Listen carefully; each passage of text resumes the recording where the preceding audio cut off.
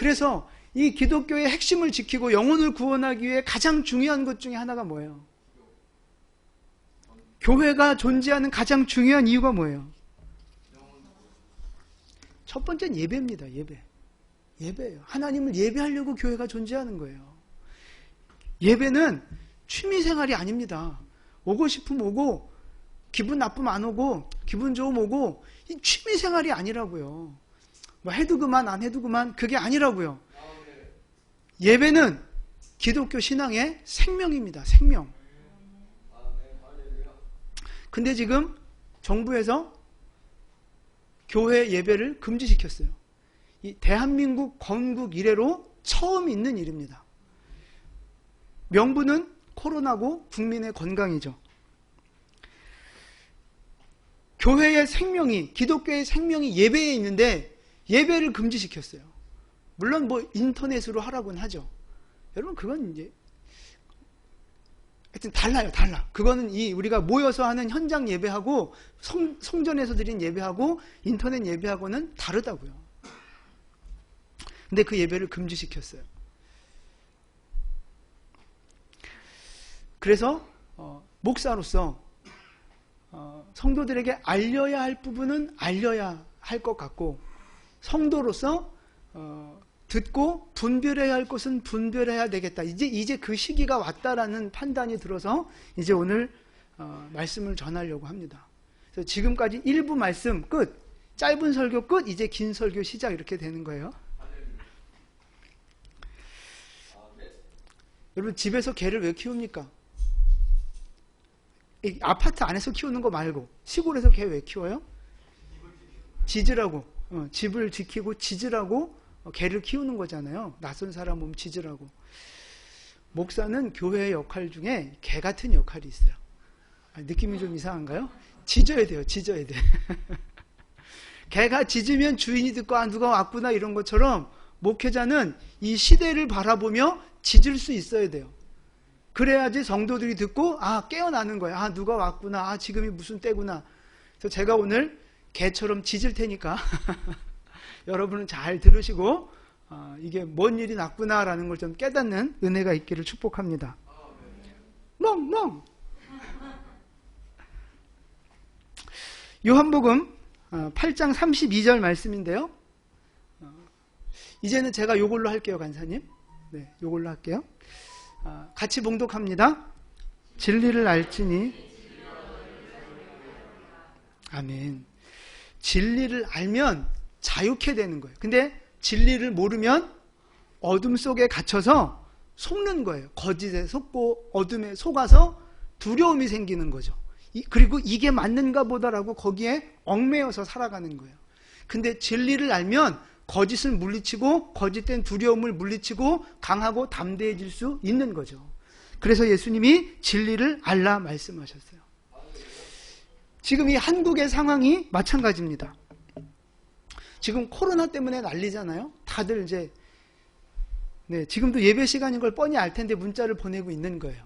지금 나라에서 확진자 어쩌고 저쩌고 하면서 지금 아니 일단 저 소리 안 나게 해놓으세요. 네.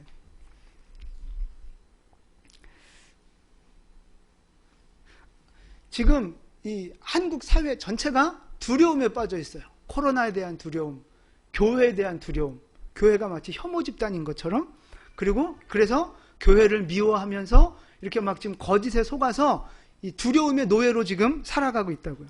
근데 진리를 알면 자유케 되는 것처럼 분명한 사실이 뭐고 진실이 뭔지를 알면 그 두려움을 이길 수 있고 강하고 담대해질 수 있다는 거예요. 오늘 그 말씀을 드리려고 합니다. 여러분 오늘 이 말씀을 통해서 무엇이 진실이고 무엇이 거짓인지를 좀 깨닫고 자유함을 누리고 세상 가운데서 강하고 담대하게 하나님의 사명자로 살아갈 수 있게 되기를 축복합니다. 노골적으로 이제 정치라는 말을 좀 쓸게요. 여러분 정치 그러면 무슨 느낌이 드십니까? 자, 좋은 느낌, 나쁜 느낌. 그죠? 보통 2번. 나쁜 느낌이 많이 들어요. 왜 그래요? 왜 정치 그럼 우리에겐 부정적인 느낌이 먼저 오죠? 야바이구나. 야바위꾼. 뭔 말인지 전 잘 모르겠지만 하여튼 정치인들이 그동안 많이 싸우고 거짓말하고 부패한 모습을 많이 보였기 때문에 우리 생각에 정치 그러면 아유 저건 나쁜 거 이제 이런 생각을 지금 갖고 있어요. 근데 여기에서 벗어나셔야 돼요. 정치가 뭐냐 하는 걸 우리가 제대로 알아야 된다는 거죠. 자 보세요. 정치가 무엇입니까? 여러분 생각에 정치. 아 벌써 보셨어요? 에이 젠장. 정치는 뭐냐면 제가 나중에 기회가 되면 조금 더 자세하게 말씀을 드릴 텐데 국가를 다스리는 일입니다. 정치는 기본적으로 국가를 다스리고 경영하는 장치예요. 근데 국가를 무엇을 기준으로 다스립니까? 그죠? 법을 가지고 다스리는 거예요. 기분 갖고 다스리는 게 아니고 그건 옛날 왕정시대고 지금은 법으로 다스리는 시대라고요. 법치주의, 법치국가라고요. 법으로 나라를 다스리는 거예요. 근데 여러분, 아, 내가 지금 법 테두리 안에서 살고 있구나 이런 거 느껴요, 못 느껴요? 느끼는 분들은 법의 경계선을 많이 왔다 갔다 하시는 분들이야. 우리는 그걸 잘 못 느끼고 살아요. 그냥 살아요. 근데 그게 사실은 법 테두리 안에서 우리가 지금 살아가고 있는 거예요. 여러분, 건물을 왜 이렇게 져요? 왜 신호등과 찾기를 저렇게 만들어요? 그게 다 법이라고요. 여러분이 알고 있는 법의 종류가 뭐가 있습니까? 교통법. 그쵸. 난폭운전 하셔야 돼. 교통법. 또 뭐 있어요? 건축법, 상거래법, 교육법, 또 뭐 하여튼 부동산법, 뭐 하여튼 법이 엄청나게 많아요. 근데 우리는 그걸 잘 못 느끼고 사는 이유가 그냥 우리가 다 이렇게 합법적으로 살아가고 있기 때문에 큰 어떤 그 부딪히는 걸 못 느끼고 살아가는 거예요. 근데 이제 중요한 게 그러니까 그런 큰 테두리 어떤 그 부딪히는 걸 잘 못 느끼면서도 잘 살아가고 있다는 이야기는 그 법이 좋다는 얘기예요, 안 좋다는 얘기예요? 좋다는 얘기예요. 충분히 자유를 누리고 권리를 누리면서 뭐 이렇게 거리낌 없이 잘 살아가고 있다는 건 좋은 법 테두리 안에서 살고 있다는 거예요. 근데 보세요. 법은 누가 만듭니까? 그죠? 국가에서 만드는데 입법기관, 국회에서 만든다고요, 국회에서. 그래서 국회에서 좋은 법을 잘 만들면 그냥 나라가 부강해지는 거고 백성들이 큰 불편 없이 살아가는 거예요, 편안하게. 근데 악법을 만들고 나쁜 법을 만들고 막 그러면 법을 복잡하게 만들고 그러면 백성들이 어려워지는 거예요. 나라가 무너지는 거예요. 그러니까 그 법이 누구의 삶과 연결이 돼요? 국민의 삶. 그 국민이 누구예요? 나랑 연결이 된다고요, 나랑. 그러니까 다시 말해서 이거 보세요. 국가를 다스리는 일이 정치인데 그거는 법으로 다스리는 거고 법은 국회가 만드는 거예요. 그 국회의원은 누가 뽑아요? 그렇죠. 내가 뽑는 거예요, 내가. 그러니까 원래 이 법치주의, 자유민주주의에서는 국민들에게 정치에 관심을 가지라고 뭐를 줬어요? 투표권을 주는 거예요, 투표권을. 그러니까 모든 국민은 정치에 관심을 가져야 되는 거예요. 아니면 투표권 반납하셔야죠.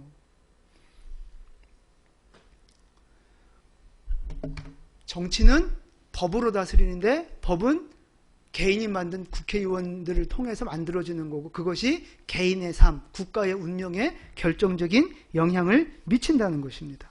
그러니까 나하고 정치하고 연관이 있어요, 없어요?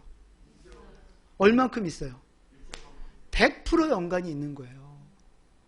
내가 뽑은 국회의원들이 법을 만들잖아요. 그 법 테두리 안에서 우리가 살아간다고요. 100% 연관이 있는 거예요. 그러니까 국민의 한 사람으로서 정치에 관심을 갖는 것이 당연하다는 거예요. 당연하다. 그 의무라는 거예요, 의무. 나는 정치에 관심 없어. 이런 분들은 왜 그런 줄 아세요? 지금 좋은 법 안에서 살고 있으니까 큰 문제 없다 이거예요. 관심 없다 이거예요. 근데 관심을 계속 안 두면 어떻게 되겠어요? 그 정치 권력 가진 사람들이 자기들끼리 짜고 치고 자기들 좋은 대로 법을 만들겠죠? 권력을 유지하고 자기들 욕심 챙기는 대로. 그럼 점점 악법이 나오면서 국민들이 힘들어지는 거예요. 이해가 되세요?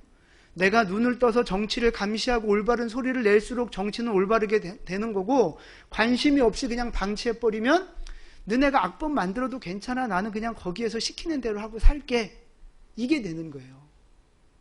그러니까 정치에 관심을 가져야 되겠어요, 안 가져야 되겠어요?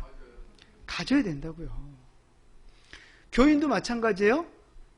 국민의 한 사람이잖아요. 정치적인 소신을 가질 자유가 있고 그거를 행사를, 그 투표권을 행사할 권리가 있다고요. 근데 사람들이 생각해요. 교회에서는 정치 얘기하면 안 된다. 아주 싫어해요. 심지어 목사들도 어떤 교단에서는 우리는 정치에는 관여하지 않습니다. 딱 선을 긋는 그런 교단들도 있어요. 저는 아주 굉장히 싫어요. 그런 교단을. 그런 사람을 싫어해요. 네. 그런 생각을 싫어해요. 이게 설교가 다 이게 녹화가 되니까 말하는 게 조심스러워요. 옛날에 없을 때는 그냥 편하게 말했는데. 자, 왜 교회에서 정치 얘기하는 것에 대해서 여러분들 의견이 나눌걸요? 정치 얘기해야 된다, 안 해야 된다? 어떻게 생각하십니까? 분명히 나뉘어질 거라고요. 근데 보세요. 아까 제가 전제를 깔았잖아요. 모든 국민은 정치에 관심을 갖는 것이 권리고 의무예요. 그럼 교회라고 다르겠어요? 아니, 회사에서는 정치 얘기하고 식당에서도 정치 얘기하고 뭐 친구들끼리 만나 정치 얘기하고 다 하는데 왜 교회에서만 하면 안 돼요? 잘못된 생각들이 우리 안에 주입되어 있기 때문에 그래요. 그게 뭔지 아세요? 정교분리라고 하는 법 때문에 그런 거예요. 정교분리. 보세요. 여러분, 정교분리의 원칙 들어보셨죠? 저게 무슨 말이에요? 정치와 교회는 분리되어져야 한다는 거예요. 그래서 간섭하지 말아야 한다는 거예요. 저게 정교분리의 원칙입니다. 그래서 교회가 정치 얘기하면 정교분리 원칙 위반입니다. 이렇게 얘기하는 거예요. 근데 사실은요, 저 법이 교회에서 정치 얘기하면 안 됩니다. 세상 정부에 대해서 뭐라고 말하면 안 됩니다. 이게 아니라고요. 완전히 거꾸로예요. 세상의 권력이 교회를 간섭하면 안 됩니다. 이거예요. 이게 정교분리 원칙이에요. 빨간 글씨 같이 읽어볼까요? 네.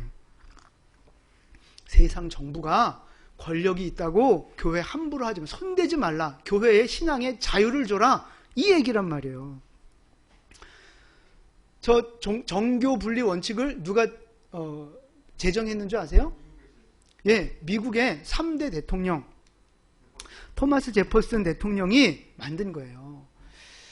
이 그 배경도 있어요. 그 영국 국교회하고 갈등, 청교도 뭐 이런 여러 가지 복잡한 일들이 있는데 오늘 시간 관계상 그건 안 하고 정교분리 원칙의 3가지 핵심 사항이 저겁니다. 자, 1번 같이 읽습니다. 2번 3번 네. 간사님 이게 영상으로 자막이 안 나가는 것 같아. 네. 제 얼굴을 중요치 않아요. 네. 화면을 그냥 해주세요. 세상 정부는 교회를 탄압하지 말라는 거예요.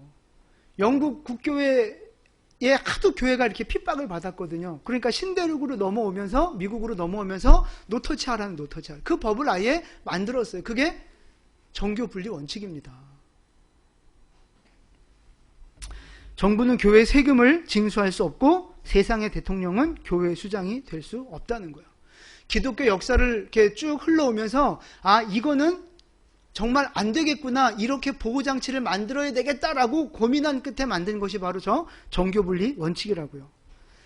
본질은 정치 권력은 교회에 간섭하지 마라. 바로 이겁니다. 근데 우리 한국 사람들은, 저도 마찬가지였어요. 정교분리 원칙을 오해했어요. 교회에서 정치 얘기하면 안 된다. 왜 그랬을까요? 왜 우리는 거꾸로 알고 있었을까요? 뭐 제가 정확한 자료는 모르겠지만 들리는 말에 의하면 일제강점기 때 일본 놈들이 그렇게 저 개념을 거꾸로 왜곡시켜버린 거예요. 왜냐?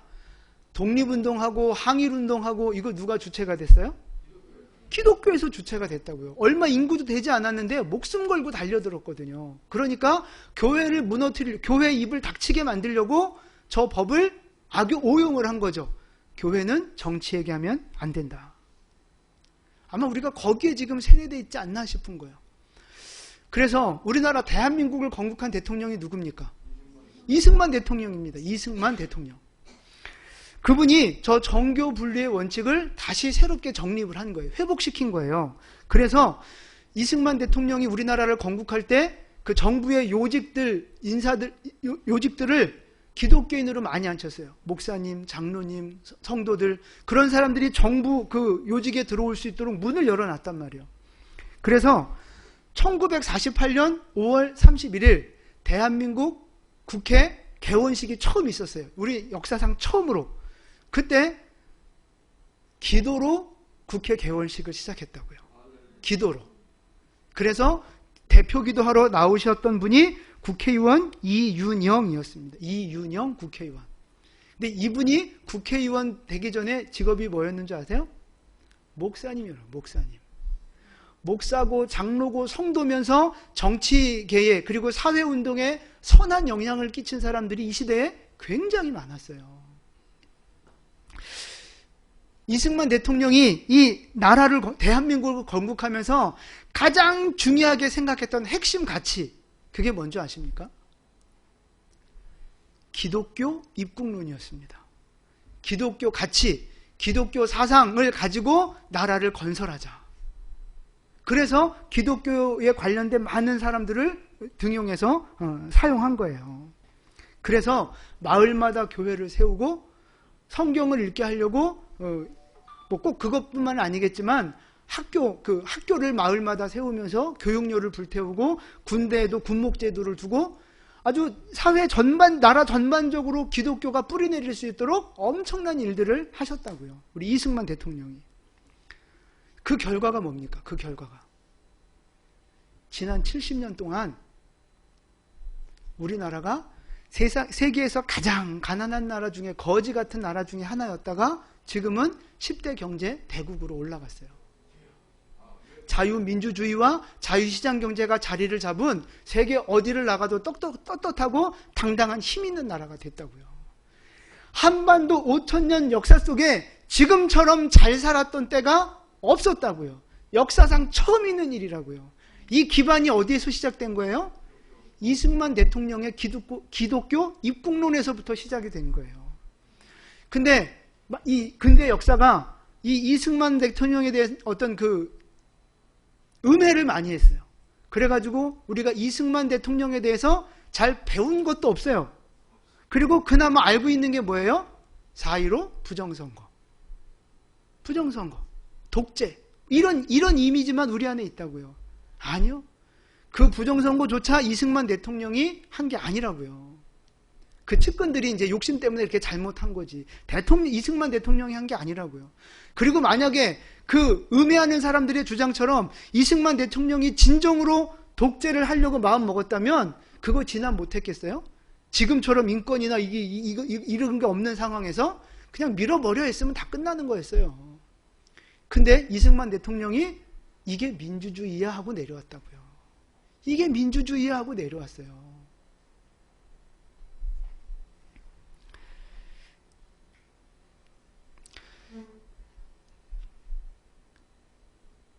세계가 인정하는 인물, 100년에 한 번 나올까 말까 한 세계적인 인물, 그게 이승만 대통령이라고요. 세계는 인정하는데 우리나라 사람들만 그걸 모르고 인정을 하지 않아요. 한 나라를 세운 건국의 대통령을 이렇게 무시하는 나라가 어디 있습니까? 뭔가 잘못된 거예요. 뭔가 잘못됐어요. 그래서 저는 당당하게 말씀드리고 싶은 거예요.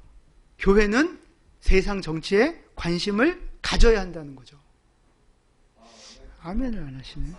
교회는 세상 정치에 관심을 갖고 교회가 세상을 향해 올바른 목소리를 내야 한다는 것입니다.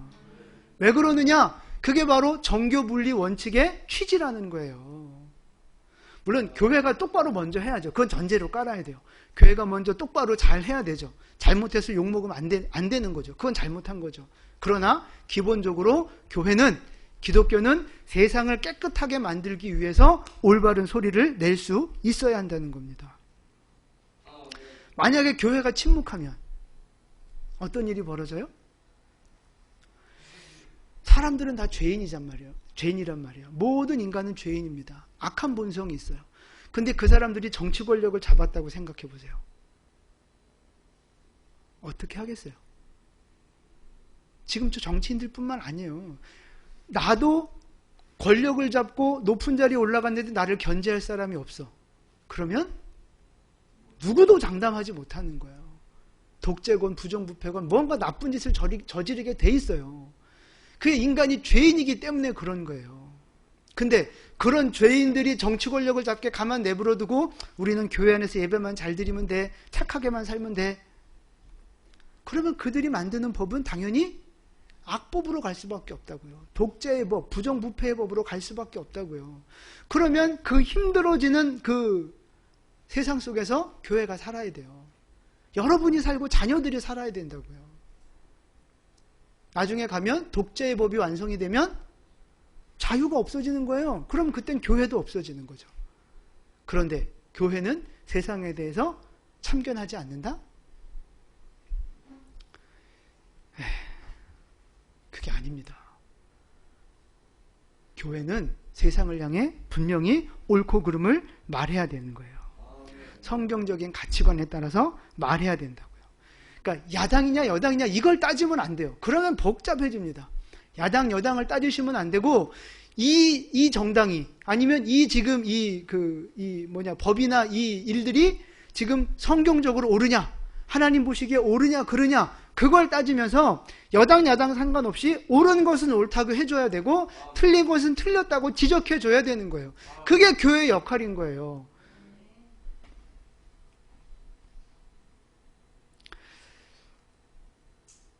내가 좋아하는 정당인데 그 정당이 조금 상식적으로 사람들이 볼 때 안 좋은 어떤 정책을 폈어요. 그러면 짖는 게 당연한 거예요. 멍 그러면 안 돼 하고 짖어야 되는 거예요. 근데 내가 좋아하는 정당이라고 에이 괜찮아 그럴 수도 있지 하고 이렇게 묻고 그냥 넘어가려고 한다면 그건 옳은 게 아니죠. 그리고 그런 사람은 늘 이렇게 자기가 정의는 외칠지 몰라도 이미 사상에 세뇌되어져 버린 사람이에요. 정의보다 예수보다 자기가 갖고 있는 사상과 색깔이 더 앞서는 사람인 거죠. 그건 올바른 성도의 태도가 아닙니다. 진짜 올바르다면 올바른 그 성경을 기준으로 뭐가 옳고 그른 건지를 제대로 따져서 말할 수 있어야 그것이 올바른 성도의 모습이고 교회의 역할이라는 거예요. 여러분 지금 여당 좋아한다고 무조건 여당 잘한다 하지 말고 야당 좋아한다고 무조건 야당이 잘한다 하시면 안 되는 거예요. 성경적으로 판단하셔야 되는 거예요. 그래서 여러분 교회 역사를 한번 보실래요? 교회의 역사는요. 이게 뭐야? 결론. 교회는 정치에 영향을 끼쳐야 한다는 거예요. 아셨죠? 오늘 예배가 끝나고 혹여 이 문제에 대해서 저랑 이렇게 토론하기 원하시는 분들은 환영입니다. 밥은 안 드리지만 굶으면서도 토론하실 분들은 저한테 질문을 하시거나 이야기하시면 얼마든지 함께 토론하도록 하겠습니다. 교회에서 왜 이렇게 정치 얘기 못하게 하는 줄 아세요? 이게 토론 문화가 없어요. 우리 한국 사람은 토론할 줄을 모르고 뭐만 해요? 열만 내는 거예요. 화만 내고 소리 지르는 거예요. 그래서 교회에서 못하게 하는 거예요. 차분하게 이성적으로 토론 얼마든지 저는 열려있고 가능하거든요. 이 기독교의 역사를 보세요. 기독교의 역사. 교회의 역사. 저항의 역사라고 해요. 저항의 역사. 자, 예수님은 뭐에 저항하셨어요? 유대교, 율법주의에 저항하셨다고요. 율법주의에. 초대교회는 뭐에 저항했어요? 황제를 신으로 섬기는 우상숭배에 저항했다고요. 종교개혁 때는 뭐에 저항한 거예요? 천주교의 잘못된 교권주의에 저항한 거예요. 일제강점기 때 우리 한국교회는 그죠? 교회를 탄압하는 것에 일본에 저항을 했다고요.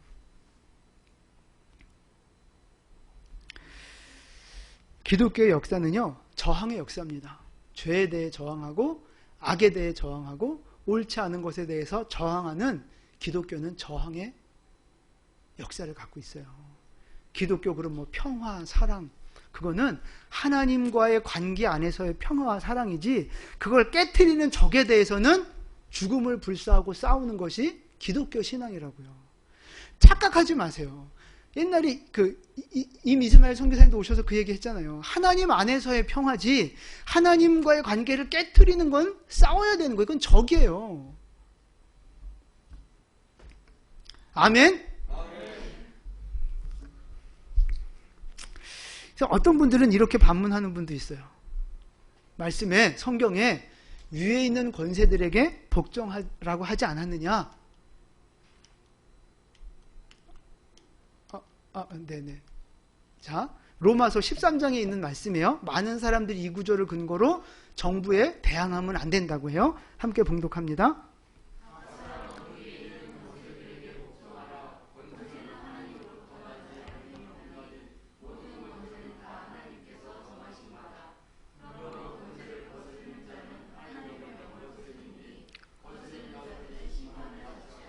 아멘. 보세요. 위에 있는 권세에게 복종하라는 거예요. 왜냐하면 그 권세는 하나님이 주신 거기 때문에 복종해야 되는, 하나님이 주신 권세를 거스르는 자는 하나님의 명령을 거스르는 거다. 그러니까 세상 정부에 대해서 반항하면 안 된다. 맞아요, 틀려요? 왜 틀려요?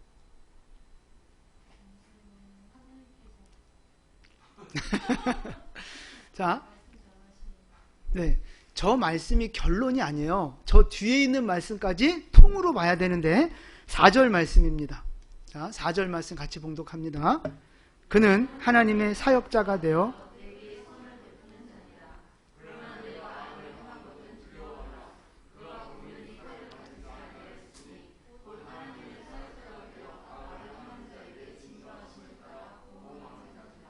자, 위에 있는 권세는 하나님이 주신 게 맞아요. 그런데 무슨 역할이냐? 하나님의 사역자, 하나님의 대행자가 되어서 선을 베푸는 역할을 하라고 권세를 주신 거예요. 그게 하나님의 의도라고요.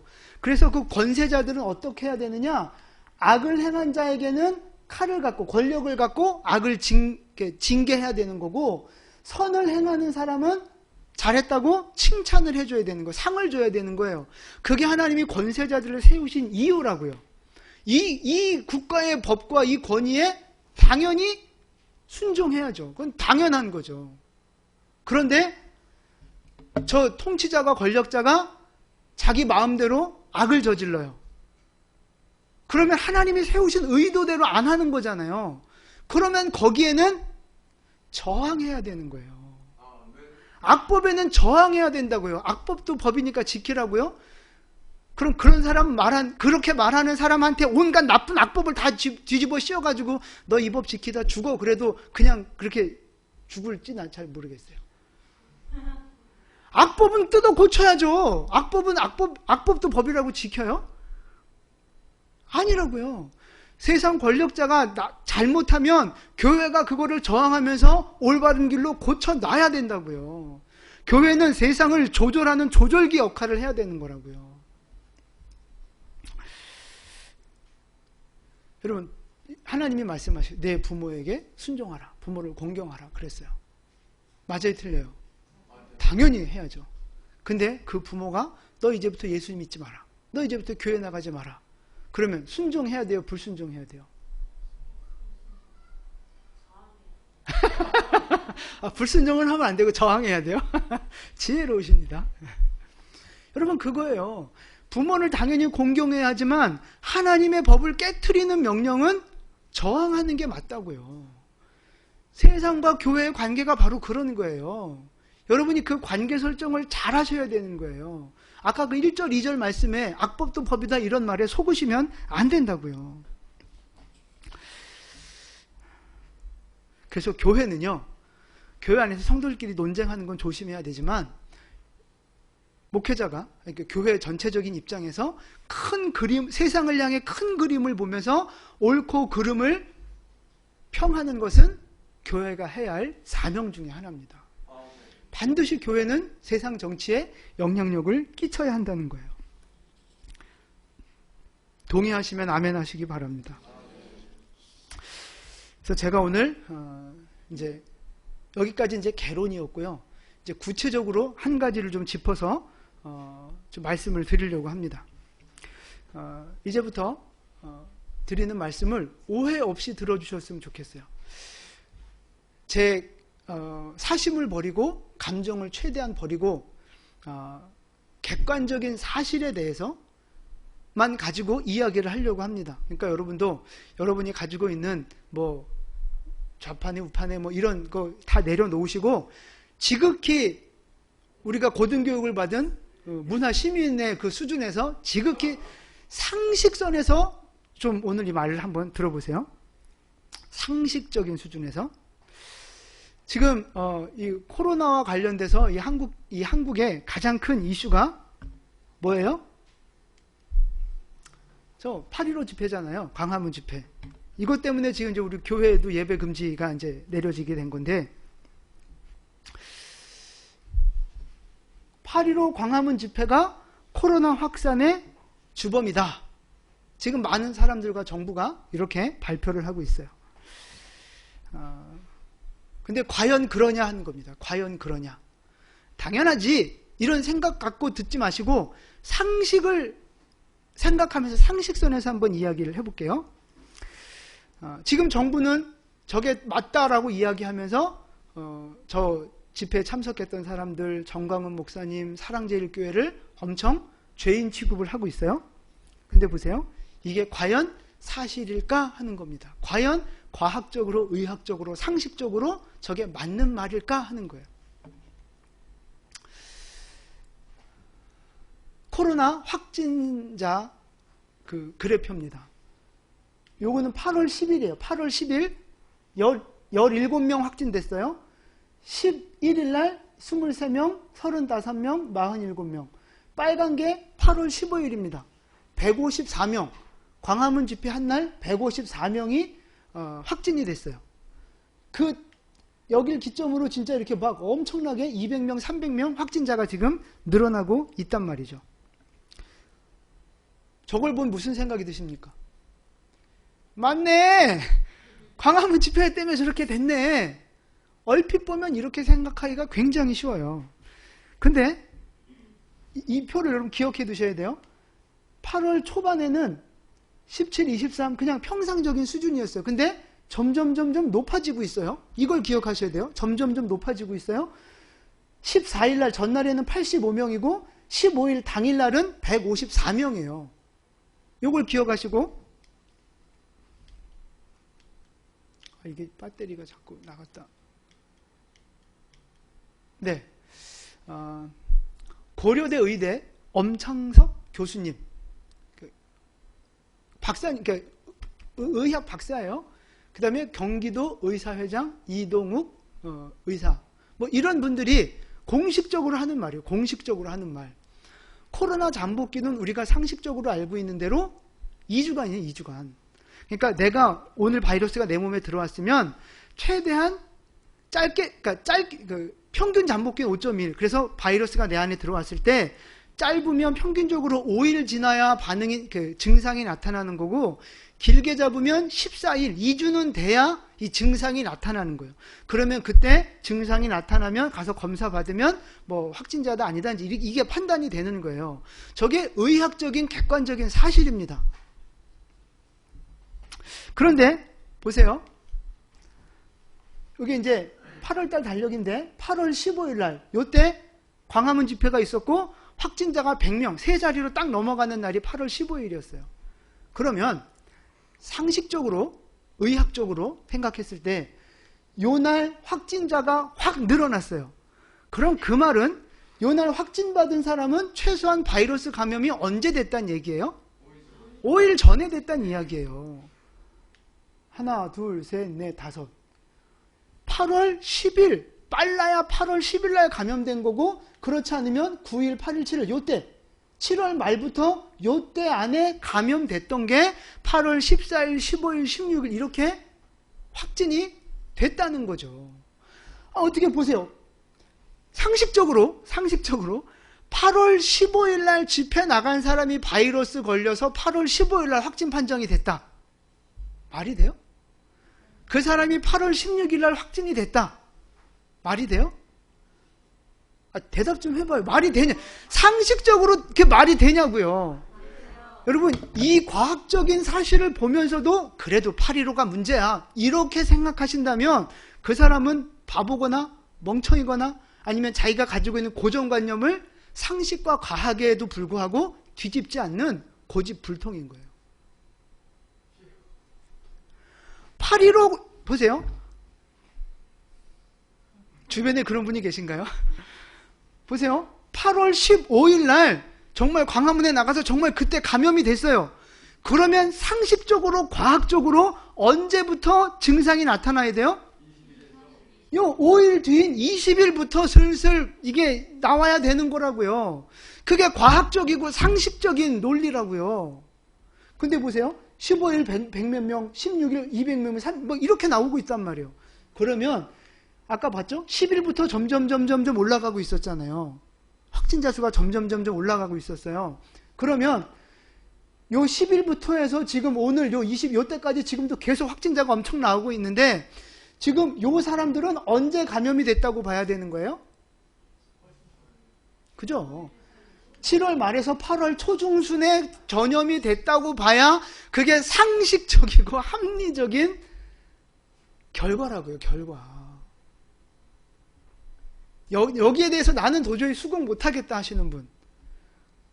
수긍 못하는 건 아닌데. 네. 그럼 그 전에 확진된 사람이 네. 이렇게 가다가 집회에 참석을 했어요. 네. 그럼 거기에 또 걸려갖고 또 5일 뒤에 이렇게 생기는 그런 과정들은 당연히 그럴 수 있죠. 그런데 보세요. 내가 그 얘기를 할까 말까 하다 안 했는데, 예를 들어 내가 식당에 가서 밥을 먹다가 누구한테 옮았어요. 우리 지금 어디서 우리는 옮는지 아무도 몰라요, 사실은. 근데 식당에 가서 옮았어요. 근데 그 사람이 광화문 집회 갔어요. 갔다가 검사를 받았더니 양성이 나왔어요. 그러면 세상은 뭐라 그래요? 광화문 8.15 집회발 확진자 이렇게 나온다고요. 감염은 이미 딴 데서 됐는데 광화문 갔다 왔다는 이유로 광화문발 코로나, 교회 갔다 왔다는 이유로 교회발 코로나. 안 그래요? 아니, 집사님 죄송한데 이제 지금은 이제 제가 이거 하기도 지금 바빠요. 끝나고 제가 아까 말씀드렸죠? 얼마든지 전 열려 있으니까 와서 이야기하자고요. 일단 제 말씀을 좀 먼저 들어주세요. 지금 분위기가 그렇게 가고 있다는 거예요. 분위기가. 그러면 지금 8월 13, 14, 15부터 쭉 늘어나기 시작한 이 확진자들은 언제 감염이 됐느냐? 요때 감염이 된 거예요. 요때. 7월 말에서 요때.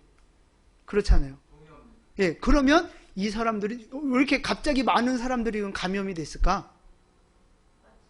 휴가철이에요. 휴가철. 오늘 얘가 왜 이렇게 협조를 안 해? 보세요. 이게 해운대 사진이에요. 해운대 사진. 요거 뭐 날짜는 16일 날짜긴 한데, 보세요. 해운대 피서객 하루 20만 명씩 북적. 집단 감염 우려 조마조마.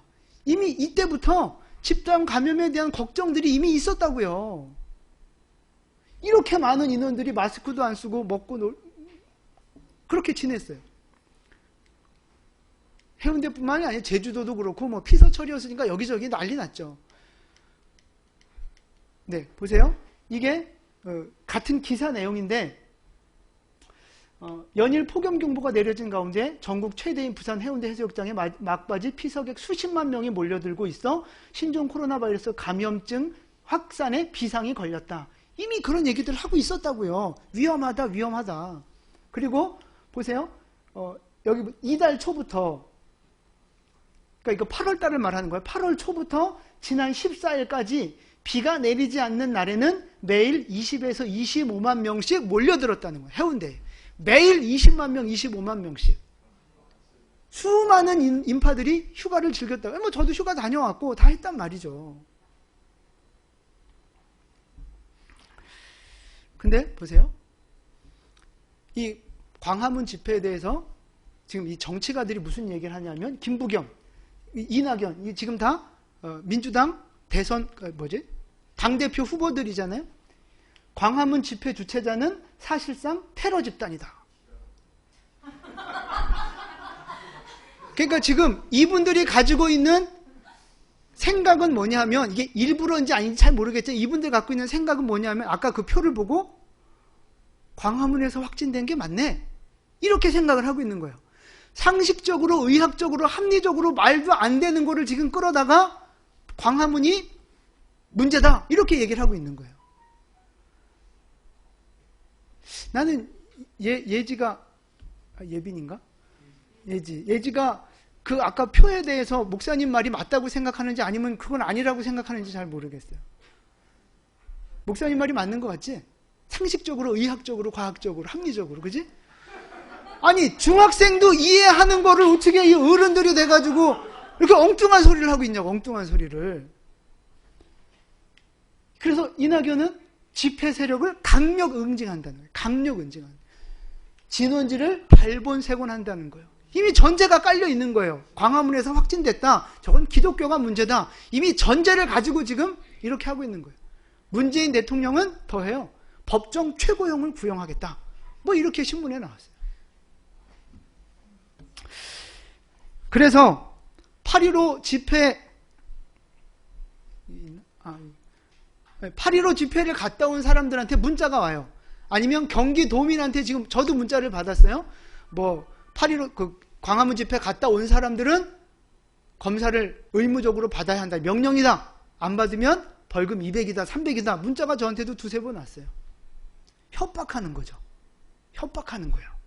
이게 법적으로도 그럴 수 없는 거래요. 근데 지금 무작위로 국민들을 협박하고 있는 거예요. 저게 뭐냐면 8.15 집회 날 우린 그 8.15 집회 광화문에서 했잖아요. 그 옆에 보신각에서 있었던 집회예요. 저건 무슨 집회냐? 민노총 집회입니다. 저기도 2,000명이 모였다는 거야. 근데 보세요. 민노총 때문에 확산됐다는 말 나와요? 민노총 당연히 검사 받아야 된다는 말 나와요? 전혀 아무 언론도 그런 얘기 하지 않아요. 오직 8.15 집회만, 오직 교회만. 뭔가 좀 이상하다는 생각이 들지 않습니까? 상식적이고 과학적이고 합리적인 그것들을 다 무시하고 왜 자꾸 저렇게 할까? 뭔가 좀 이상하지 않습니까? 뭔가 이상하단 말이에요. 많이 이상해요. 네. 그러니까 그거에 대한 이야기는 제가 차츰차츰 또 더 드릴 거예요. 제가 교회 예배를 금지하고 있는 이때는 제가 좀 짖어야 되겠다 생각을 해서 좀 짖으려고 합니다. 제가 조금 말씀을 드릴 테니까 오늘은 여기까지만 넘어가고, 모르겠어요. 제가 저쪽에 연관된 사람이 없어서 저기 갔다 온 사람도 의무적으로 검사 받아야 된다고 문자를 받았는지는 잘 모르겠어요. 그러나 어쨌든 언론에서는 아무 말도 하지 않고 있다는 겁니다. 자, 그래서 8.15 기점으로 확진자가 급증한 이유가 뭐냐? 결론입니다. 결론. 과연 8.15 집회 때문이냐? 여름철 휴가 때문이냐? 뭐라고 생각하십니까? 네, 이제 그건 2번이에요.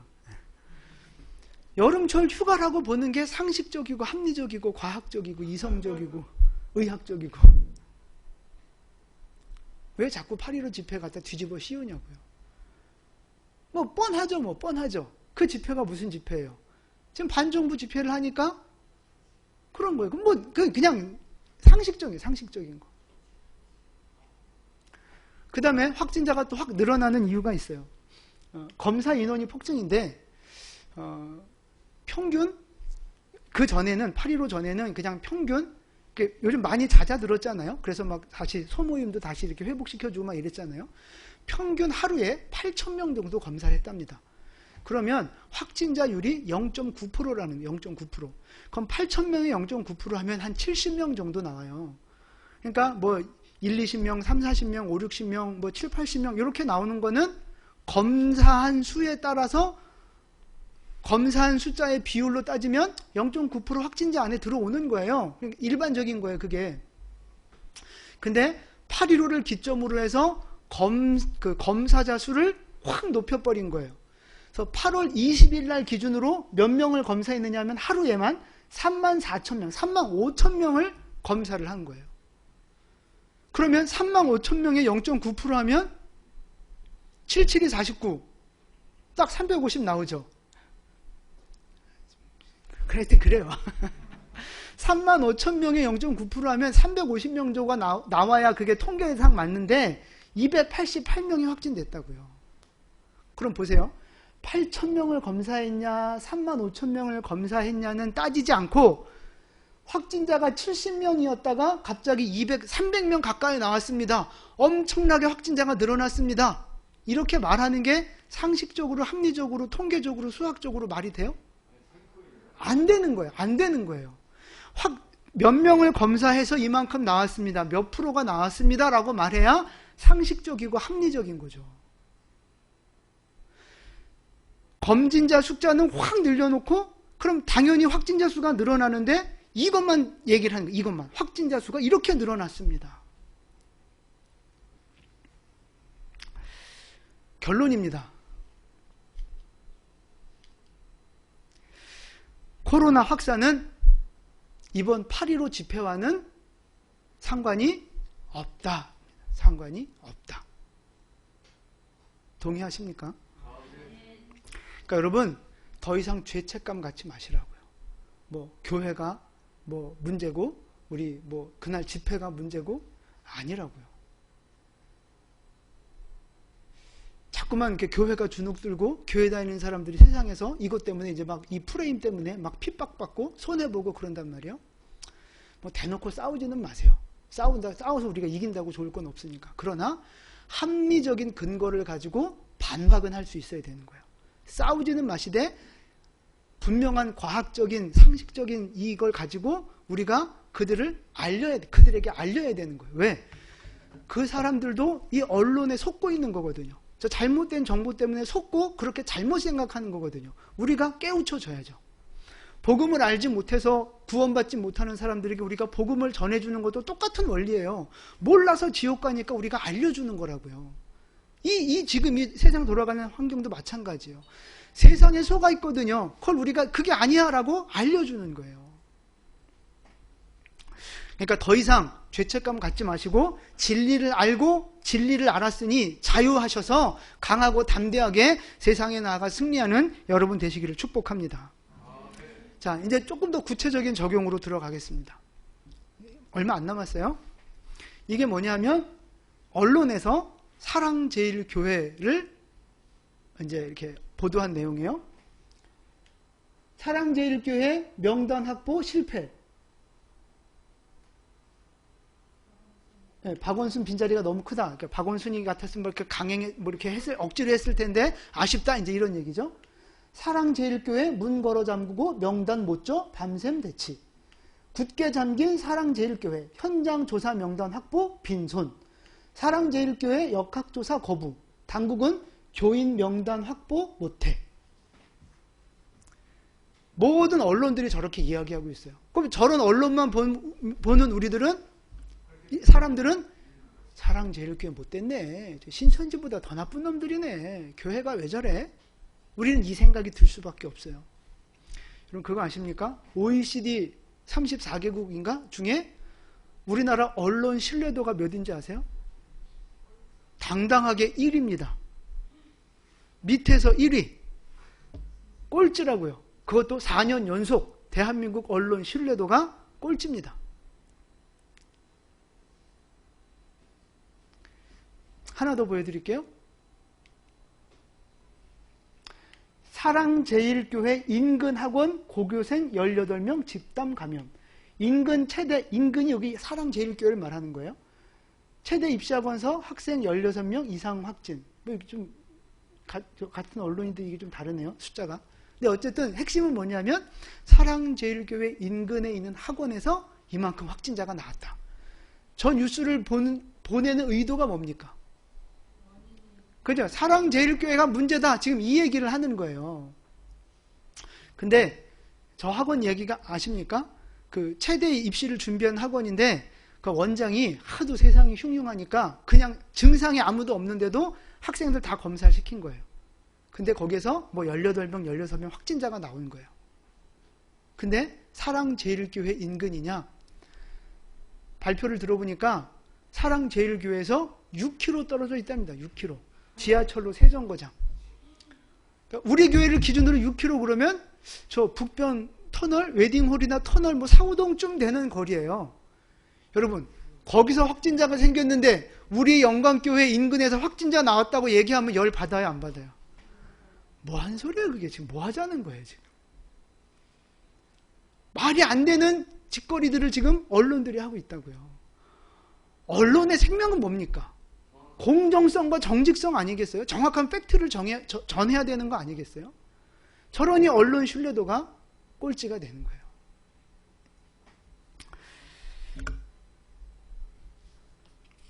우리는 저런 것만 보면 많은 사람들이 사랑제일교회가 문제고 정광훈 목사가 문제고 기독교가 문제다 그러는 거예요. 근데 사랑제일교회도 그래도 큰 교회입니다. 거기도 법률가들이 있고 법조인들이 있고 거기도 지금 전문적인 변호인단을 꾸렸어요. 그래서 그 변호인단 기자회견도 했습니다. 그 내용을 제가 말씀을 드릴게요. 아까 언론에 계속 나왔잖아요. 명단 확보하지 못했다, 뭐 어쨌다 저쨌다 계속 뭐 방역에 뭐 협조 안 했다. 이게 뭐냐면 8월 3일부터 8월 19일까지 사랑제일교회가 정부에 제출한 그 교회 관련자 명단 횟수입니다. 횟수. 성북구청에서 달라 그래, 질병관리본부에서 달라 그래, 서울시에서 달라 그래, 여기저기서 달라는 대로 다 줬다는 거예요. 15번에 걸쳐서. 10몇 년 전 지금 나오지도 않는 사람들 명단까지 다 주고 뭐 또 문제가 생겨서 또 정리해서 또 주고 또 정리해서 또 주고 15번을 줬는데도 불구하고 언론에서는 명단 안 줘서 뭐 고생 뭐 이런 얘기들을 좀 하고 있는 거예요. 여러분, 누구 말을 믿으시겠습니까? 선택은 여러분들이 하시는 거예요. 근데 누구 말을 믿으시겠습니까? 이거는 8월 12일 날 사랑제일교회에서 확진자가 생겼어요. 그래서 사랑제일교회에서 어떻게 했느냐? 8월 12일 날 바로 교회를 폐쇄시켰습니다. 스스로 자발적으로. 정부에서 폐쇄시킨 게 아니고 자발적으로 폐쇄시켰어요. 전 목사님이 그런 얘기 하셨어요. 우리 교회에서 확진자만 나와 봐라. 그냥 내가 어떻게 하는 게 가장 모범적인 건지 내가 모범을 보이겠다. 그런 이야기들을 미리 하셨었거든요. 근데 진짜 확진자가 나오자마자 교회를 바로 폐쇄하고 2주간 예배를 안 드렸어요. 그리고 교인들한테 그 7차례에 걸쳐서 문자를 보냈어요. 코로나 검사를 받으시라.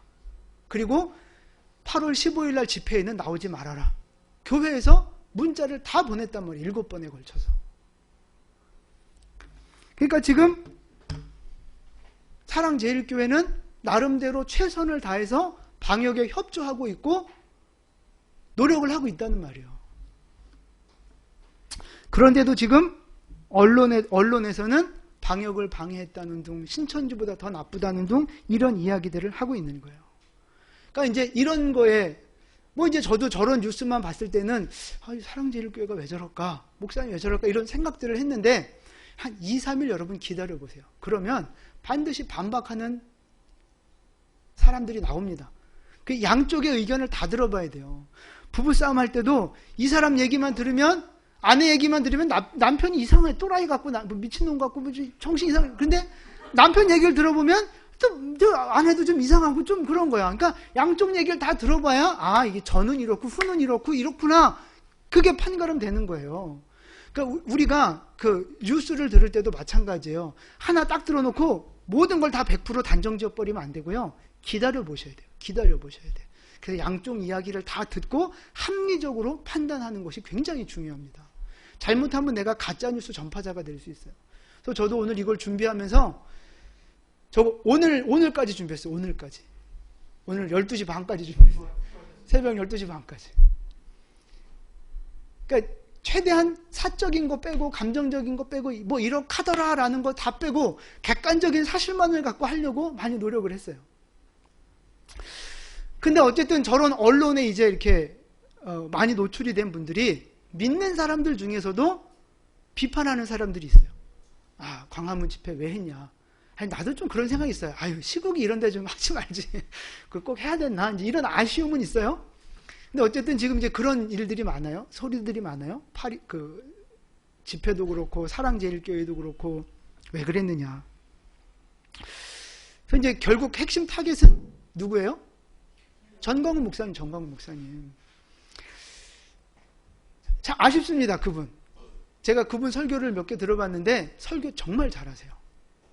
정말 이 영적인 깊이와 이 말씀에 대한 이해도와 이게 굉장히 탁월하신 분이에요. 여러분도 전 꼭 들어보시기를 권합니다. 근데 문제는 뭐냐면 설교를 하면서도 야, 이 개새끼야, 이 개년아 이런 말이 아주 수시로 나요. 수시로. 내가 네, 그러니까 아, 왜 갑자기 명지설 욕은 안 해요.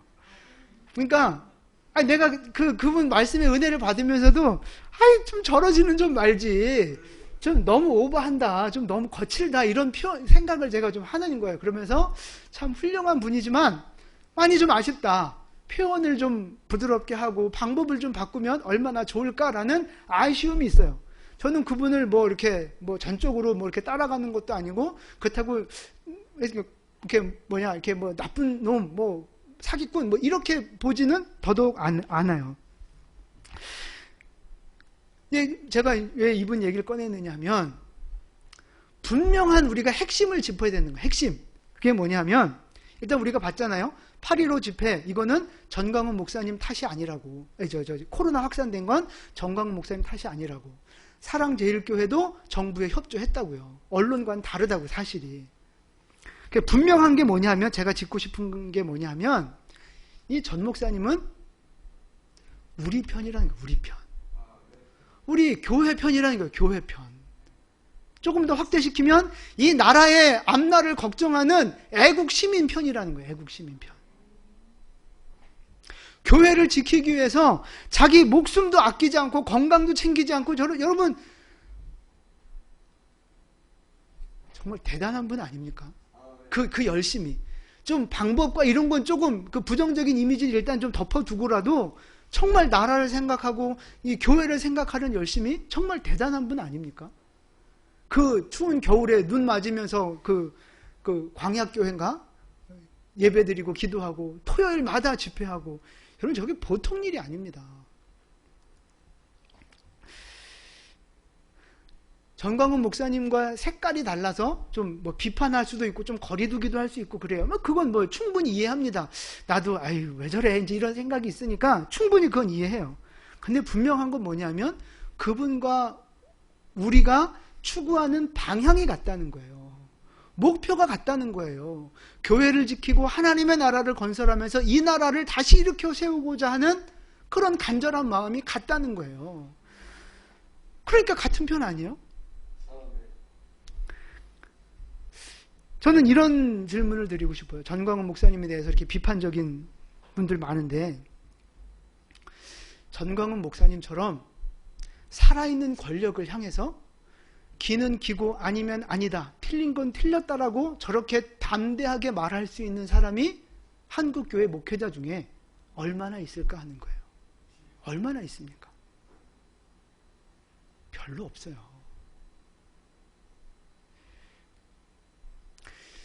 그래서 교회에서 야 이 개새끼야 이 말을 너무 쉽게 하듯이 이제 그게 밖에 나와서도 이제 이렇게 막 하니까 아 이게 안에서 새니까 밖에서도 새는구나 이렇게 생각할 수 있는데 어쨌든 그런 좀 아쉬운 부분만 빼면 이분이 교회를 사랑하고 나라를 사랑하는 특심은 우리가 좀 인정해줬으면 좋겠다 하는 거예요. 그렇게 담대하게 기독교의 입장을 성경적인 입장을 대표해서 그렇게 말할 수 있는 사람이 얼마나 있느냐 하는 거죠. 비판하는 분들에게 질문하고 싶어요. 그분보다 나라를 더 사랑하시냐? 그분보다 나라를 위해서 더 많이 기도하시냐? 그분보다 이 나라의 흐름, 역사의 흐름, 영적인 세계의 흐름에 대해서 그분보다 더 많이 아시냐? 좀 질문하고 싶어요. 그게 아니라면 비록 나랑은 좀 다르고 좀 마음에 안 들어도 같은 편이니까 품고 갈 수 있어야 한다는 거예요. 여러분, 지금은 영적인 전쟁이잖아요. 여러분 지금 살아있는 권력, 그 정부 세력하고 싸우고 있어요, 여러분. 그럼 그게 얼마나 힘든 일인 줄 아세요? 자기 어떤 삶, 자기 가족, 자기 그 교회, 자기 일터, 이 모든 걸 다 내려놔야만 할 수 있는 일들이에요, 그게. 근데 지금 그 일을 하고 있다고요. 교회를 지키기 위해서. 전빠 아니에요. 정광훈 빠 이런 거 아니에요. 그러나 우리가 어쨌든 한 팀으로 같이 가야 되는데, 목표가 같은데 너무 지금 이 기독교가 분열되는 모습들이 마음이 아파서 그런 거예요. 제가 이런 말을 하는 이유가 있어요. 한 가지 좀 더 살펴볼게요. 괴벨스라는 사람이 괴상한 사람이에요. 괴벨스. 히틀러의 선전 부장입니다. 그래서 히틀러를 영웅으로 만들었던 1등 공신이 바로 저 괴벨스입니다. 저 사람이 했던 말이에요. 거짓말도 100번 하면, 매일 하면 진실이 된다는 거예요. 진실이. 아주 심리전에 능했던 사람이에요. 두 번째 문장 같이 한번 읽어볼까요?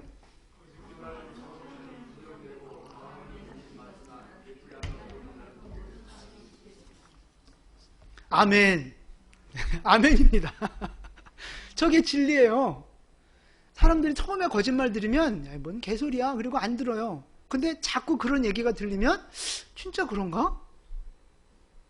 그리고 더 자꾸 듣다 보면 아, 그렇네. 그게 맞네. 이렇게 되는 거예요. 저게 공산당이 쓰는 수법이고 신천지가 썼던 수법이에요. 사기꾼들이 쓰는 수법이 바로 저겁니다. 자꾸 거짓말을 되풀이하면 사람은 순진한 사람은 믿게 돼 있어요. 순진한 사람은 믿게 돼 있다고요. 지금 많은 사람들이 무슨 거짓말을 해요? 교회가 위험하다. 교회가 문제다. 교회 가면 코로나 걸린다. 예배 금지시키는 게 맞다. 이런 이야기들 우리가 너무 많이 들어요. 그러니까 맨 처음엔 이거 뭐지? 아니야. 이러다가도 그런 것 같아요. 이제 이러면서 점점 이제 교회를 멀리하고 교회가 마치 혐오 시설처럼 여겨지는 시대를 살고 있단 말이죠. 불안해하는 거예요, 사람들이. 다 거짓된 정보인데 반복해서 들으니까 그렇게 되는 거예요. 여러분 잘 보세요. 저는 교회가 가장 안전하다고 생각합니다. 왜요? 그냥 우리들끼리 짜고 치자고 그냥 아멘 하는 게 아니고, 여러분 잘 생각해 보세요. 식당에 가면 마스크를 벗고 밥을 먹잖아요. 마스크를 끼고 밥 먹을 수도 있더라고요. 제가 굉장히 재미있는 영상이 하나 있는데 제가 오늘 이제 그래요? 설교 끝나고 올려드릴게요. 마스크를 끼고도 밥을 먹더라고요. 식당에 가면 여러분 잘 되는 식당은 자리가 없어요. 기다렸다 먹어야 되잖아요. 근데 밥 먹기 위해서 마스크를 벗고 밥 먹으면서 침 튀기고 커피숍 가가지고 침 튀기고 이야기하면서 모이는 그 식당과 카페가 더 안전합니까? 아니면 마스크 쓰고 예배드리는 교회가 더 안전합니까? 그러니까요, 제가 오늘 말씀드리는 그 논지는 그 핵심은 그거예요. 그 흐름은 상식적으로 생각하지, 상식적으로. 식당이 더 위험해요? 교회가 더 위험해요? 식당이죠. 보세요. 사무실에서, 공장에서, 일터에서 하루 8시간씩 일하는 사람이 더 위험합니까? 한두 시간 예배드리고 가는 교회가 더 위험합니까? 네, 직장이 더 위험한 거예요. 아니 이게 상식적으로 납득이 안 돼요? 예지야, 목사님 말이 맞아 틀려? 그죠? 중학생도 맞다고 이해하는 거를 마스크만 쓰고 우리 소독하잖아요. 그러면 거의 안전하다고요. 그 어느 공동체보다 안전한 곳이 바로 교회예요. 근데 왜 자꾸 사람들이 세상이 언론이 하는 말에 속아서 불안해 하시냐고요. 교회 들어올 때는 열 체크하고, 이거 자기 신상 저것도 발열 체크도 하고, 또 소독도 하고, 다 그렇게 하고 오잖아요. 여기에서 한두 시간 있다 가는 게 더 안전합니까? 이런 거 아무 체크도 없이 마트고 뭐 쇼핑몰이고 뭐 식당이고 이런 데 들어갔다가 오는 게 더 안전합니까? 교회가 안전한 거죠. 교회가.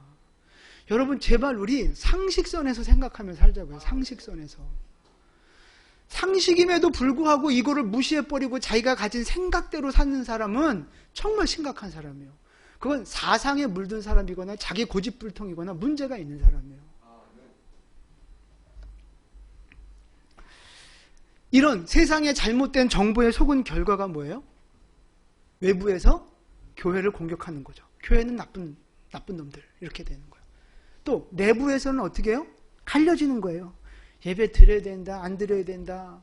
예배가 위험하다, 안 위험하다. 교회가 문제다, 아니다. 교회 내부 분열이 일어나고 있는 거예요. 여러분 이러면 누가 좋아하겠어요? 누가? 어둠의 세력이 좋아하는 거예요. 영적인 어둠의 세력들이. 그분이 좋아한다는 표현을 한 적이 없기 때문에 저는 객관적으로 일단 그건 언급하지 않겠습니다. 여러분 보세요. 지난번에 보여드렸던 표예요. 7월 8일 기준입니다. 성당이랑 절은 다 괜찮아요. 예배도 괜찮고 찬양도 괜찮고 기도도 괜찮고 밥 먹어도 괜찮고. 근데 교회만 다 안 돼요. 다 안 돼요. 다 안 돼요. 다 안 돼요. 다른 데도 뭐 일반 노래방, 뭐 회사 뭐 다 돼요. 다 돼요. 근데 교회만 안 돼요.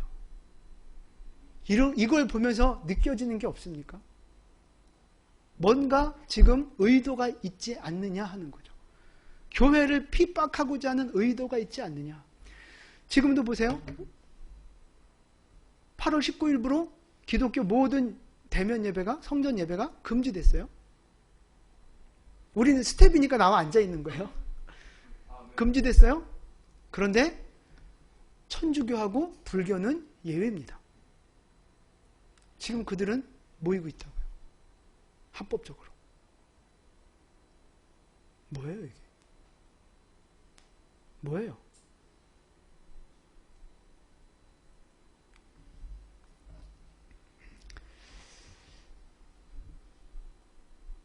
지금이 이게 그냥 단순히 코로나, 단순히 국민의 건강과 안전을 위해서 그런 문제가 아니라고요. 만약에 그런 문제라면 모든 곳에 동일하게 법의 잣대를 들이대면서 적용을 시켜야 그게 합리적인 거죠. 그게 상식적인 거죠. 코로나가 교회에는 들어오고 절에는 안 들어갑니까? 코로나가 민노총 집회는 안 들어가고 광화문 집회는 들어옵니까? 교회에서 밥 먹을 때, 교회라는 장소에서 밥 먹을 때는, 아니 예수 믿는 사람들이 모여서 밥 먹을 때는 코로나가 들어오고 예수 안 믿는 사람들이 먹는 거는 코로나가 안 들어옵니까? 이쯤 되면 아무리 우리가 생각이 없어도 생각을 좀 해봐야 되는 거예요. 왜 세상과 정부가 이럴까? 거기에는 의도가 있다는 걸 깨달으셔야 되는 거예요. 마지막 시대, 제가 말씀드렸죠? 교회를 무너뜨려야 예수님이 다시 오시는 것을 방해할, 지연시킬 수 있는 거예요. 그래서 기도해야 하고 뭉쳐야 하고 깨어 있어야 한다는 겁니다. 뭉치면 살고 흩어지면 죽는 거예요. 예수 믿는 사람들은 하나로 뭉쳐야 됩니다. 갈려지면 안 돼요. 애국 나라의 앞날을 걱정하는 사람들은 믿음이 있건 없건 또 끌어안고 서로 뭉쳐야 되는 거예요. 이 진리를 알면, 오늘 제가 말씀드렸던 이런 객관적인 사실들을 우리가 제대로 알면 두려움을 이길 수 있고 강하고 담대하게 올바른 소리를 할 수 있게 되는 것입니다. 그래서 이 고난을 잘 이겨내면 우리 교회는 다시 일어서게 될 겁니다. 한국교회 다시 부국 강병한 나라로 일어나게 될 것입니다. 예수님이 우리와 함께 하십니다. 이 나라의 주인은 하나님이십니다. 하나님이 이 땅을 통치하고 계시기에 반드시 승리하게 될 줄로 믿습니다. 우리 그날이 오기까지 하나님 앞에 믿음을 지키고 기도와 말씀으로 깨어있고 올바른 것을 분별하여서 끝까지 승리하고 교회를 지키고 복음을 지키는 믿음의 사명자들 될 수 있기를 예수님의 이름으로 축원을 드립니다. 기도하겠습니다.